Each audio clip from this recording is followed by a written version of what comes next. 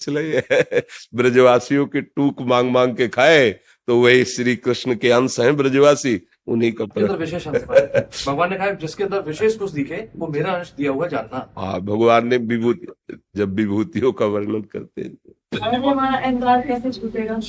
राधा राधा नाम जप करो और प्रभु से प्रार्थना करो, वो कृपा करेंगे, क्योंकि सबसे बड़े प्रभु हैं।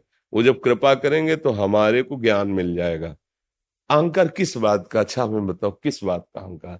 ऐसी क्या है जो तुमने रचना रची जिसका अहंकार किया जा सके? विचार करो। देखो, ये शरीर भगवान ने बनाया, हमारी चाहत के अनुसार नहीं बना है, कर्म के अनुसार भगवान ने इसकी रचना रच दी। भगवान ने तो बनाया ना, बोले ऐसे बनाया तो भी ऐसे ही जिंदगी भर रहोगे। अगर कोई तुमसे पूछे कि ऐसे क्यों रहते हो, बोले भगवान ने बनाया है। मतलब आप भी मानते हैं कि शरीर भगवान ने बनाया है। अच्छा, मन बुद्धि बहुत ज्ञान विज्ञान से संपन्न होती, बोले मूर्ख क्यों है? भगवान ने इसको वैसे ही कर दिया है।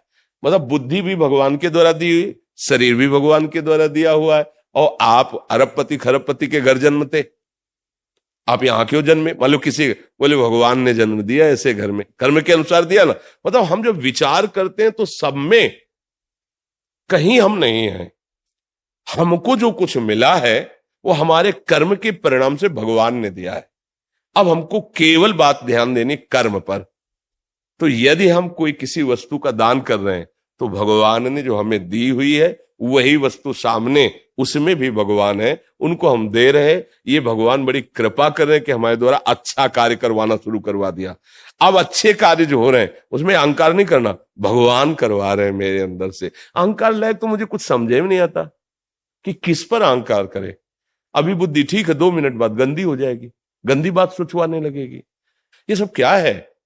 इसका मतलब मैं कहीं नहीं हूं, इसमें मेरे कर्मों का जो हिसाब किताब है वो कहीं से पास हो रहा है।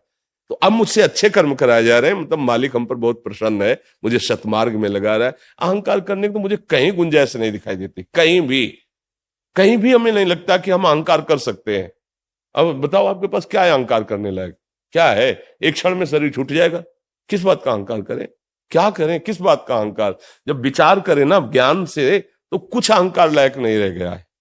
आप भगवान के अंश हैं तो उसमें अहंकार की जरूरत ही नहीं है, क्योंकि भगवान के अंश है। और जो कुछ है सब माया का परिवर्तनशील, इस पर भी अहंकार की जरूरत नहीं। अहंकार अज्ञान के कारण लगता है और वो नष्ट होता है विशुद्ध विवेक से, ज्ञान से। और वो ज्ञान भगवान प्रदान करते, इसलिए नाम जप करो, अच्छे आचरण करो, संतों का संग करो, तो बढ़िया बात बन जाएगी, हमारा अहंकार गलित हो जाएगा। पूनम जी सूरत से। राधे राधे महाराज जी, आपके चरणों में कोटि कोटि प्रणाम। बाबा, सभी माता पिता चाहते हैं कि उनकी संतान डॉक्टर, इंजीनियर या इस संसार की बड़ी पदवी को प्राप्त करे।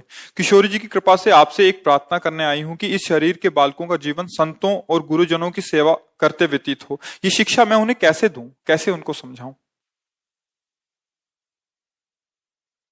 पहले अपने में भक्ति हो और भगवान के भजन का बल हो, अपनी संतान का फिर परिवर्तन किया जा सकता है, उसकी बुद्धि का। अगर ये नहीं तो केवल सोच से परिवर्तन नहीं होगा। एक मंदालशा नाम की महान ज्ञानी गृहस्थ में ही थी, उनकी 4 संतानें हुई। उन्होंने दृढ़ संकल्प किया था कि जीवन मुक्त संतानों को करूंगी, माया में नहीं फंसने दूंगी। तो जैसे जैसे उनकी शुद्ध बढ़ती वैसे वेदांत का स्वयं गान करके 3 को तो चौथे के लिए पिता ने कह दिया था कि मैं तुमसे भीख मांगता हूं कि मेरे परिवार के चलाने के लिए इसको रहने दो। उनका मेरा संकल्प है, मैं अपने 4 पुत्रों को भगवत प्राप्त बनाना चाहती हूँ।